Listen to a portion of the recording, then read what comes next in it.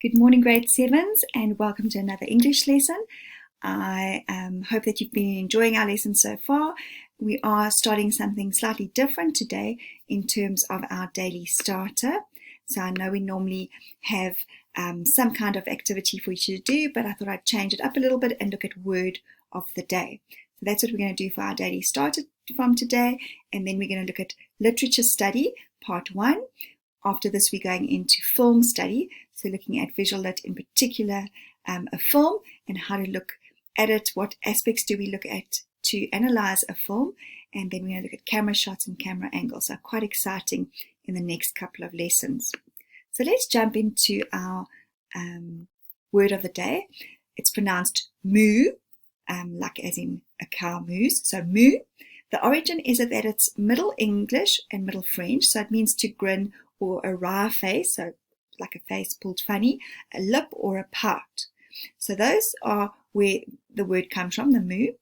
It's a pouting grimace, that's what it means, and you can use it in this kind of way. The teenager rolled her eyes and with a theatrical moo said, "She never takes notice of me anyway." So see today in what way that you could use this new word. Maybe when you're talking to mom, say, "I promise I'll try not to moo at you when," and that does sound funny when you say it like that, but to pull a face when mom asks you to do something. So let's jump into our study today. We're looking at literature study, and that's to do with drama and plays. It's to do with poetry, visual literacy, non-fiction, and then fiction, novels and short stories. So let's look at where we're going today. So when you think of books, we do know that books tell a story and that they can evoke emotions out of us. And that's exactly what they're meant to do. Sometimes you read a book and it connects with you and you think, "Oh, that makes me sad. It takes me back to maybe something happened with your gran." I read these 3 books, this trilogy series called The Voice in the Wind, The Echo in the Darkness, and Sure as the Dawn. And it's a trilogy by Francine Rivers. Powerful books.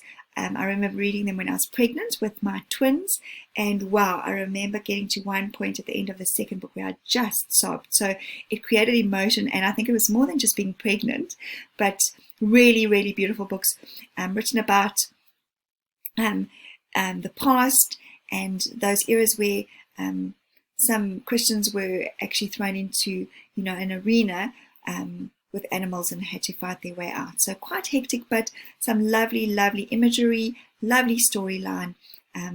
You will enjoy it if you read those books. So when we're analyzing a book or a play, we look at a couple of things, and I know there seems to be quite a lot there, but we're going to go through each one. So we look at the title. So what is the name of the book or the story? We look at the setting. We look at characters. We look at the action that's taking place. The plot, or another word is the narrative. We look at what themes are in the book, and sometimes there's a theme and then there's sub-themes. We look at the style of writing, the tone, the mood or the atmosphere, and then the intention or the purpose of the book. So let's go look at each one. We're going to look at title first and setting, which are the easiest ones. So it introduces, the title introduces and encapsulates. I love that word. It just sort of brings everything together, that piece of writing. So The Boy Who Harnessed the Wind, that's a title of a book. I'm not sure if you've read it. A lovely book. I would really suggest that you look at reading it if you can. And does that title, if you read the book, just encapsulate what the whole book is about? And then the setting, this is the background, obviously, against which the piece of writing is set. So it gives us time, place, and context. And then this helps us identify with a story or play, because if we feel like we know where this is taking place, what time it is, it just sort of, we can connect with a book that way.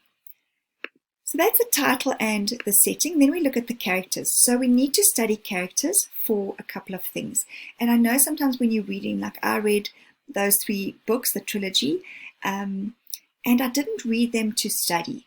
But I actually wouldn't mind now going back and reading and seeing how the story develops and the characters grow.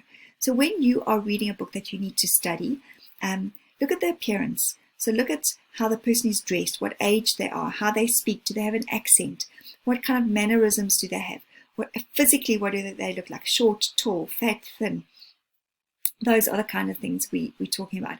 And then personality, what's their attitude like? Are they more introvert or extrovert? Introvert is more quiet, extrovert loud, likes to be around people. Are they a mixture of both? What kind of qualities do they have? Are they intelligent? And so on. There's a whole lot. And then what actions do the characters perform? Or lack of an action, which will tell you a little bit more about the character. And then when you look at the main characters, so when you're looking at the main character is the protagonist. Okay, so when you're looking at this main character, you'll look at the strengths and weaknesses. You'll often hear that character shares their own thoughts. I've been watching a series on Netflix that I'm really enjoying, and the main character often talks about what she's feeling. So that's one way that you get to know a little bit more about the character. When there's a conflict, that helps us see how the character grows. So, example, if you can think of a series that you're watching at the moment or a book you've read, I'm watching the series, how the young girl starts and how she's grown and changed. Initially, she was quite soft and timid, and she's had things happen, which has caused a bit of a conflict, and how she's grown and toughened up. So I've already seen, and I wasn't even studying the series that I've been watching, I was just watching it for enjoyment, but I've learned a little bit about how she's changing and growing, and it's showing me a little bit more about her character and her depth of character. And then what the story says about the character. So sometimes when you're watching a movie or you're reading a book, you'll see in the book that sometimes some other characters tell you about this main character, or they tell you about themselves, or their actions do. And so really important, we are going to get to looking at a film study, so don't worry, today we're really just talking about looking at a novel. Right, and then we need to look at the plot or the narrative. So there is really a difference between the story and the word plot. So when we're talking about the story, we're talking about the order in which the story takes place. So all the parts of the plot. Now the plot is just the key event. So if we look at, for example, and I'm going to take a really silly basic storyline, Cinderella.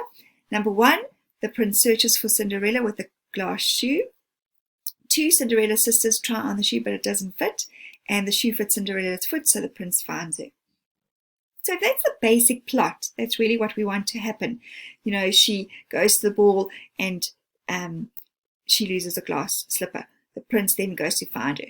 He finds the sisters, it doesn't fit them, but then it fits her, and so they live happily ever after. If that is our 3 steps of our basic plot, we can then build a story on that, and that's where everything else comes in, when we put all the interesting bits. Then we're looking at the plot or narrative in terms of the storyline that the writer is trying to develop. And remember when we spoke the other day about narratives, and we spoke about how they have this beginning part where we introduce to the characters, to the main character and the setting. Then we see that there's a rising action, so something happens, it's leading up to this major conflict at the top, okay, and then it starts to come back down again, where there's sort of some resolution starting to happen, and then obviously at the end of the book they either live happily ever after, or there's some resolve, and it doesn't necessarily have to be a good one. So when the writer is developing that plot or that narrative, they can either be very linear, so it literally just goes in order, or they can be that prophetic part where they sort of jump to the future and then they come back, and then sometimes there'll be the story, but then there's flashbacks to some part in their history or their past. There are various events or subplots which can combine to resolve the conflict in the story. So that's important to look as you're reading.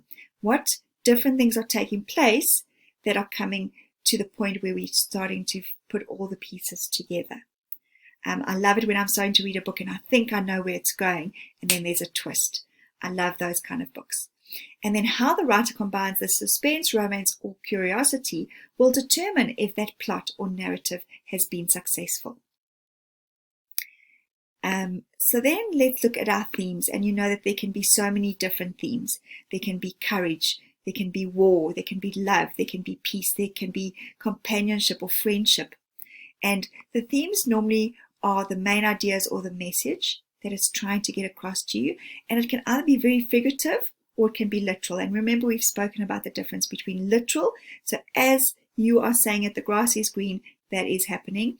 If I'm comparing it to something, the grass is like spiky needles, and that's slightly different. So that's sort of getting your imagination going. So yes, I really encourage you, as you're going through different books that you're reading, look at what the author is trying to get across. I also love the style that an author writes with. So all writers have their own style, and as you can see, I just chose 2 different teenagers dressed in their own style, and that's exactly what writing can be compared to. So just like these 2 pictures, they've chosen specific a hoodie, she's chosen a hat, she's chosen a denim top.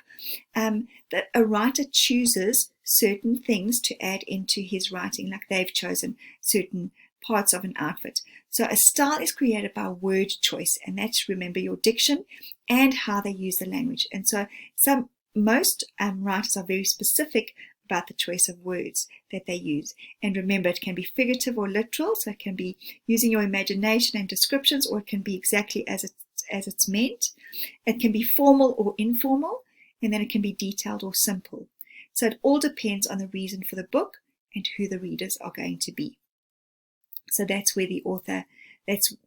how the author attempts to create their own style. Who are they trying to reach? And then there's a tone. And remember, in our past lessons, we spoke about that's the voice that the author or the writer is using. And it conveys emotions, attitudes, and sometimes underlying feelings. And sometimes there can be a harsh tone, a friendly tone, furious, sad, humorous. If you look in these 2 pictures, it's sort of that reading between the lines. So as you're reading the story, do you notice whether that was actually a funny situation, that there had been a joke and that's why the scene was a little bit lighter? Or there was a sort of this underlying tension, like in this picture on the right, between a mother and a daughter. And you can see that from just the way the mom's holding her hand, and the daughter's, I'm assuming it's the daughter, is really not interested. So it's all to create an atmosphere as you're reading the book. And how successful a writer uses tone will determine whether you are picking up that feeling or emotion. And then mood is the feeling that you get from reading something. So the author creates that using specific language devices along with tone to evoke emotion out of you, and you will sense that as you're reading it. Like I said, in those 3 books that I read, there was such emotion that came out of as I was reading it and the things I was thinking. By the time I got to the end of the 2nd book, wow. And then when I started the 3rd book, it was totally different. So the first 2 sort of linked, and the 3rd one was going on a different course. But just the mood I got out of it and how I felt was incredible. The writer really accomplished for me what I thought she wanted. And then there's obviously an intention or a purpose to a book. And that's what's behind the actual story or the play. Is it just to inform you, to, let you know about it? Is it to entertain, where you enjoy it and you just love the storyline? Or was it to educate? And if I think about those 3 books that I read, there was a bit of informing. So I learned a little bit about history and the Romans, but it also entertained me. I learned about different characters, and there were parts and bits of the story where I thought, I just want to be like that character. So it really pulled me in. But it did also educate me in terms of the hardships that people had to experience in the olden days. And I then took away how grateful I was to be born in this century. So did the story achieve that? And for me, it did. When I think of those books, think of the books that you've been reading. Maybe your teachers got you reading a specific novel or story, like Holes. My grade 6s, we're reading Wonder. But what are you reading in grade 7? So I hope you'll take these tips and look at the books you're reading and try and just analyze or study that particular book in all those different areas. So is this the end? It is. We've come to the end of our day. Don't forget to use moo somewhere in your day-to-day. And then remember, if you've got any emails that you want to send me with questions, grade7@worksheetcloud.com, and then there will be an activity for you at the end of this video.